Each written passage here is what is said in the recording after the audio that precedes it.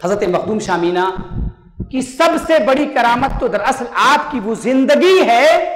جو زندگی آپ نے لوگوں کے سامنے پیش کی، اور جس زندگی کو اگر سب سے جامع طریقے سے کسی نے محفوظ کیا ہے تو وہ ذات گرامی مخدوم کبیر سیدنا و مولانا حضرت مخدوم شیخ سعد قدس اللہ تعالیٰ سدہ العزیز کی ذات گرامی ہے کہ انہوں نے اپنی کتاب رسالہ مکیہ کی شرح، عظیم شرح مجمع السلوک کے اندر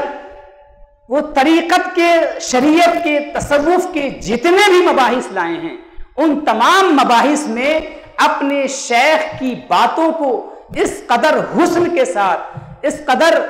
جمال کے ساتھ پرو دیا ہے کہ ایسا معلوم ہوتا ہے کہ جیسے لڑیوں میں ہار کو پرو دیا گیا، اتنی خوبصورتی کے ساتھ۔ کوئی بھی بحث چل رہی ہو، تصوف کی، طریقت کی کوئی بھی بحث چل رہی ہو، کچھ گفتگو کرنے کے بعد آگے چلیں گے اور فرمائیں گے کہ پیر دستگیر قطب العالم نے فرمایا، پیر دستگیر قطب العالم نے فرمایا، پیر دستگیر قطب العالم نے فرمایا۔ آپ کی شخصیت، حضرت مخدوم شیخ سعد کی شخصیت دراصل حضرت مخدوم شاہ مینا کی زندگی میں ایسی ڈھل گئی تھی کہ ان کو کسی چیز کو محفوظ رکھنے کی ضرورت نہیں تھی۔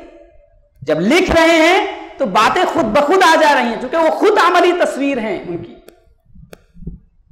تو اصل کرامت تو حضرت مخدوم شاہ مینا کی وہ استقامت ہے جو نعمت اللہ تبارک و تعالیٰ نے آپ کو عطا فرمائی تھی، لیکن پھر بھی آپ کی بہت ساری کرامتوں کو حضرت مخدوم شیخ سعد قدس اللہ تعالیٰ سدہ العزیز نے اپنی کتاب مجموع السلوک میں بیان کیا ہے۔ چنانچہ دو واقعے میں آپ کی کرامت کا ذکر کرتا ہوں یہاں پر، کہ ایک دفعہ کا واقعہ ہے کہ بارش کا زمانہ تھا، حضرت مخدوم شیخ سعد قدس اللہ تعالیٰ سدہ العزیز اپنے والدین سے ملاقات کے لیے گھر جا رہے تھے۔ تو آپ گھر جا رہے تھے، بارش کا زمانہ تھا، راستے میں ایک جگہ پانی کا جماؤ بہت زیادہ ہو گیا تھا، بارش بہت زیادہ ہوئی تھی، اور اس کی وجہ سے وہ گھوڑا، جس گھوڑے پر سوار ہو کر کے آپ جا رہے تھے، اس گھوڑے سے آپ گر پڑے اور پانی کے اندر آپ ڈوبنے لگے۔ تو اس وقت فرماتے ہیں کہ میں نے اپنے پیر دستگیر کو یاد کیا، ان کو آواز دی، تو فوراً ہی میں نے دیکھا کہ حضرت مخدوم شاہ مینا قدس اللہ تعالیٰ سدہ العزیز ظاہر ہوئے اور میرا بازو پکڑ کر آپ نے پانی سے مجھے الگ کر دیا۔ ایسے ایک دوسرا واقعہ بیان کرتے ہیں کہ ایک مرتبہ مجھے بہت سخت بخار آیا، اور بخار میں افاقے کا کوئی نام ہی نہیں تھا، کوئی نام و نشان ہی نہیں تھا، بخار میں افاقہ ہی نہیں ہو پا رہا تھا۔ میں نے حضرت مخدوم شاہ مینا قدس اللہ تعالیٰ سدہ العزیز کی خدمت میں عرضی بھیجی کہ حضور بخار کی وجہ سے بہت نقاہت ہو گئی ہے، بہت زیادہ تکلیف میں ہوں، نظر کرم فرمائے۔ اس وقت حضرت مخدوم شاہ مینا قدس اللہ تعالیٰ سدہ العزیز حضرت خواجہ نصیر الدین چراغ دہلی کے عرس میں مشغول تھے۔ عرس کے موقع پر بہت ساری